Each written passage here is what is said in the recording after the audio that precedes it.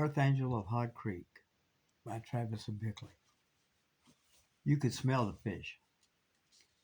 Though only caught recently, they had had their moment in the sun, and the sun had done its work. Perch, trout, and catfish, with gaping grins, hung upon the wishbone switch. Trand and Danny thought the day's work complete. Hot Creek had yielded this cornucopia of summer fish. The mid-June sun beat down without pity, burning through the Greek bank poplars and cypress. Even the mud was mudless, and barely remained cool and soft beneath their bare feet. Randy flipped his line from the stream to his hand in one smooth jerk of the cane pole. Danny and Tran were waiting and ready for the trek back home. Tran pulled the fish switch from the shallow creekside pool with his left hand and let his cane fall gently over his right shoulder. Tran, never one to be last, headed up the trio, barefooting in a southerly direction. Hot Creek Bridge would be visible in about 5 minutes. Cleaned and fried fish would be the 5:30 supper for them and their families.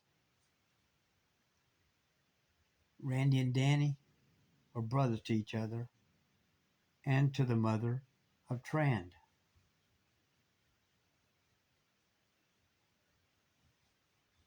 Therefore, they were his half-uncles. Half of them had the same father, but their mother not the same as his grandmother. I know it's confusion. Trand's mother was Ellie, the sister to Randy and Danny. Granddaddy Arland and Aunt Maxie were visiting from the city. They had come to the country to visit Ellie and her husbandless family of 5 boys and 3 girls.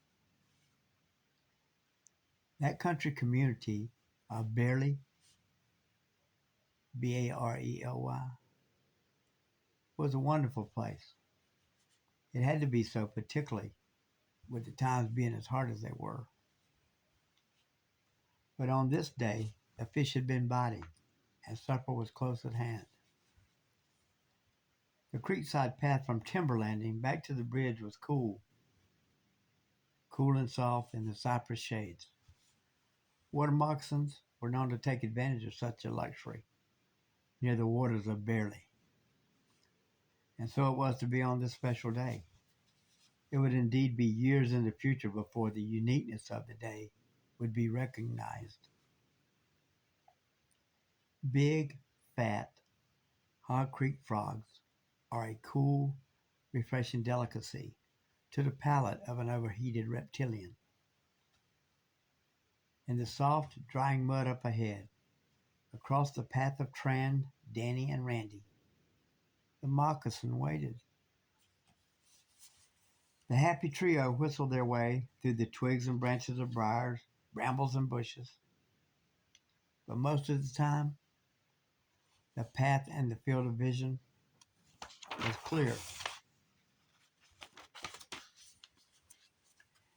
Wearing cut-off jeans and no shoes, Tran continued to lead with a sure, determined step because supper was calling. Perhaps supper called a little too eagerly because surety slowly slipped from my mind conjuring images of fried fish, hush puppies, and large, clear glasses of ice-cold tea. Randy, on the other hand, had momentarily glanced downward at the path just ahead of Tran. He saw, but he could not warn. Thus an incident occurred that would years later change Tran's perspective on life into a much more encompassing vision. It would change forever, and that vision would be maintained. Oddly enough, it was not identified on that day. Was it youth that overlooked the profound intervention that occurred on the day? Does it take the reflection of age and exposure to burn the wisdom of a moment into someone's life? Perhaps. perhaps. That right leading foot stepped heavily and hurriedly down that muddy trail, down and across the stretched out back of a water moccasin. The left foot, on the other hand, proceeded undeterred along the way. As the right foot of Tran sunk into that moccasin, Danny was screaming, "Watch out! Watch out!" Too late. The foot had come down.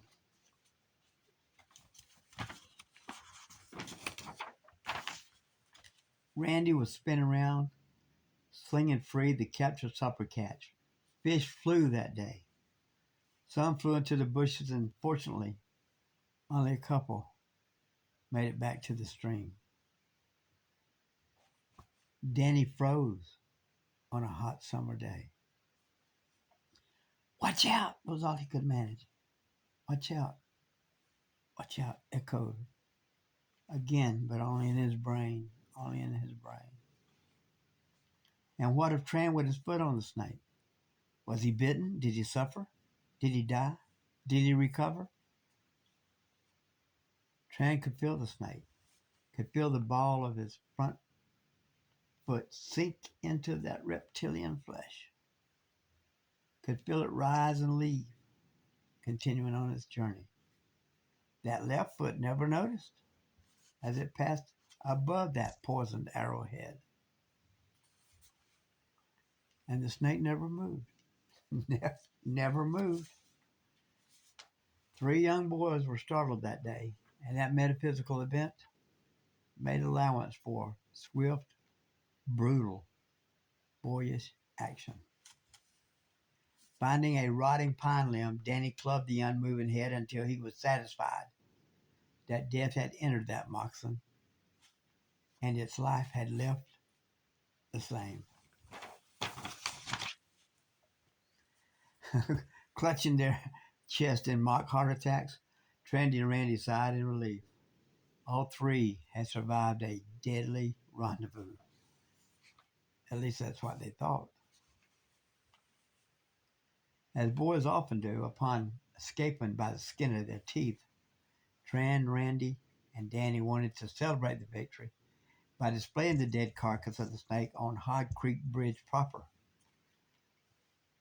So Danny prodded neath the moccasin with his rotted pine limb, got it underneath the moccasin, and folded the victim over the limb near the tip. And so they continued about their way back to the bridge. Soon enough, the bridge appeared, and the trio plodded up the grassy incline to the highway above. During all this time, mind you, the bridge appeared. Danny had walked close, real close, behind Tran. The snake, draped over the pine limb, was swinging freely within inches of Tran's buttocks, protected only by the cut-off jeans. Oh, my. On achieving the road, Danny had decided to toss that fat, lifeless reptile onto the center of that white, hot concrete bridge. With a flick of his wrist, Danny hurled that steel demon smack in the middle of Hot Creek Bridge. Right in the middle of that hot Creek Bridge. On landing, on contact with the white, hot concrete intrusion. That steel demon was still no more. Like Casey at the bat, he was striking at everything, back and two, left and right. Again, the trio scattered, screaming. Danny rained blow upon blow down on the enemy. And that rotten pine limb, well, it simply shattered into pieces upon impact with the hard, hot highway. Randy was not idle. He quickly found a sturdier replacement. Danny took the second seasoned branch and dispatched the snake a second time. Lifeless, a monument to their encounter and efforts, that moccasin lay dead center of Hog Creek Bridge. probably waiting for that fast-rolling automobile tire, something to sink its fangs into, maybe later in the evening. Danny, Randy, and Tran went on about their business. They had fish for supper. Their families heard that adventurous tale told at least 3 different ways on that day and relentless other ways as years went by.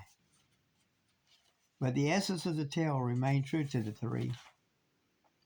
The mystery of that adventure remained as well for many years to come. Why didn't that snake move when Tran came down upon it?